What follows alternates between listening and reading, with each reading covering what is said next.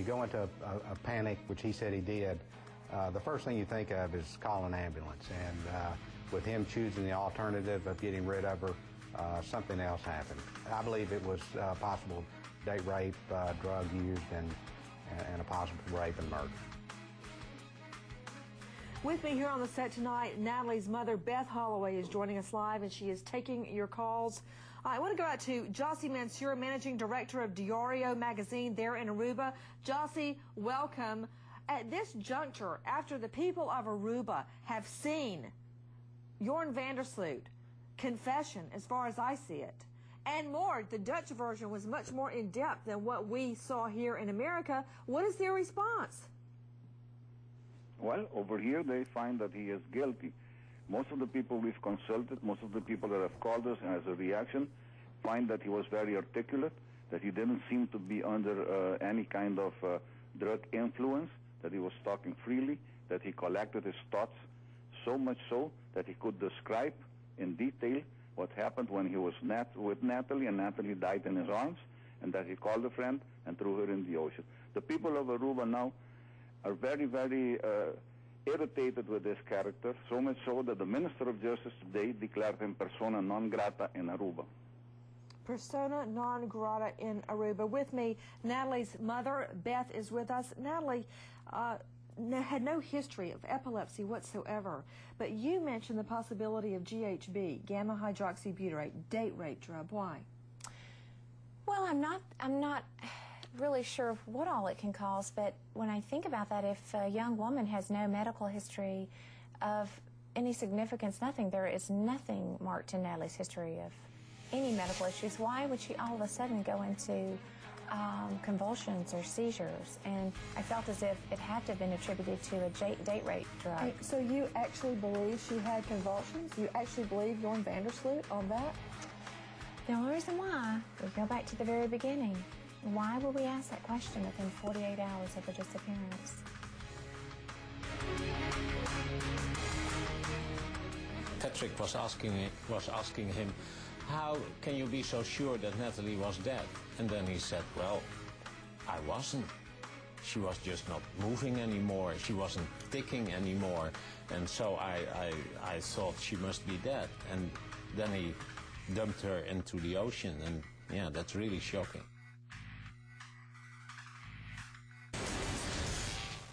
Welcome back. With me tonight live, Natalee's mom, Beth Holloway. We are taking your calls live.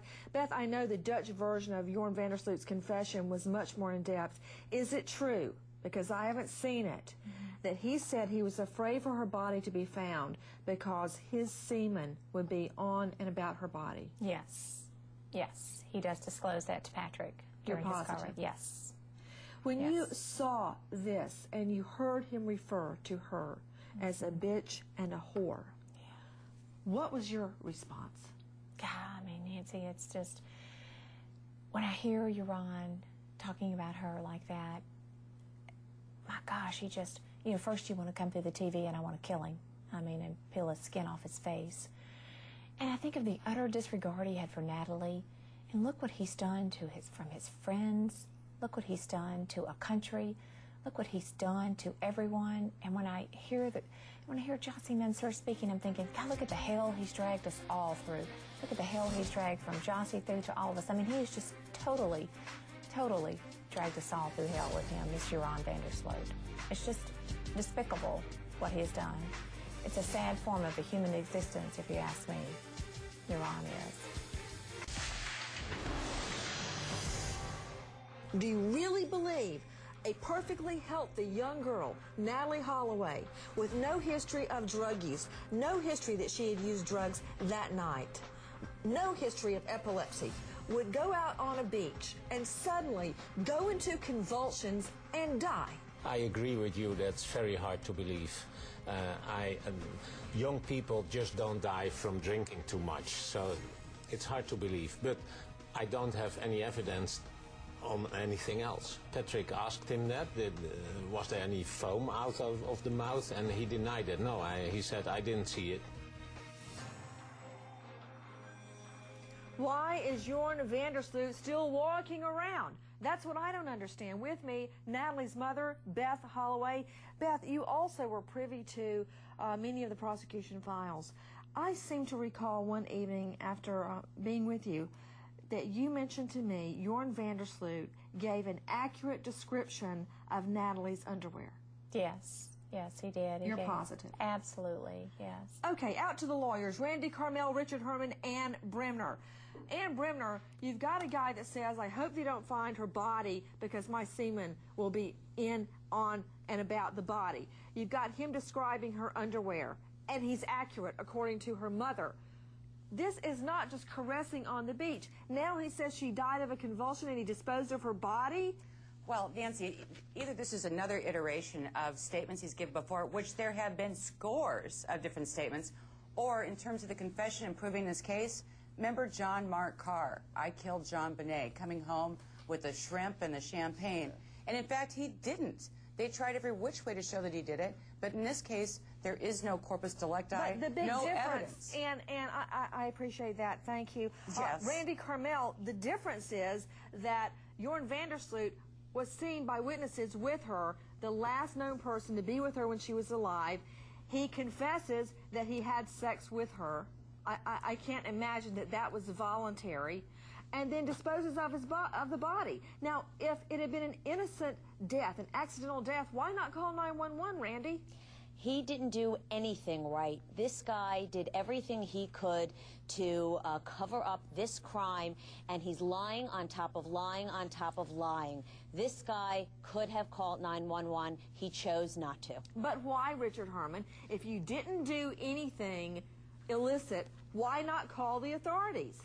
Nancy, first, you are a gift to the defense bar as well, more than you know. I was going to say that too, right.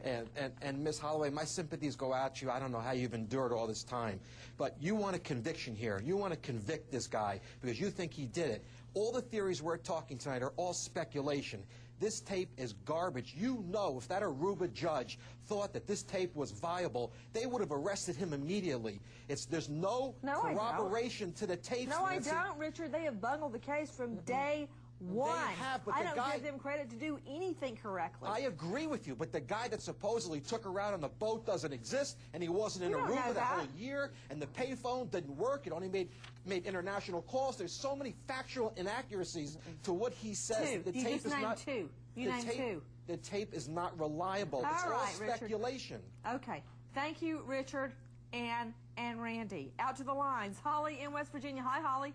Hey, Nancy, how are you tonight? I'm good, dear. Thank you. What's your question, dear? I'm wondering, he admits on 2020 that he used the payphone at the Marriott. Has anybody checked the history on that payphone to find out if he called his friend or maybe his father? Art Harris, he is clearly covering up for someone that helped him. What about the payphone? Payphone supposedly was checked. According to one of his lawyers, the Coast Guard checked it, and there was not a record of the call. Why would the Coast Guard be checking a payphone? Why not the local police? That's according to his lawyer. That's bass backwards right there. Yeah. It doesn't even make any sense. No, well, there are a lot of things don't check out, Nancy, and there are also witnesses to some of his predatory behavior. You want me to buy into that theory just because the defense lawyer says it's so? Well, okay.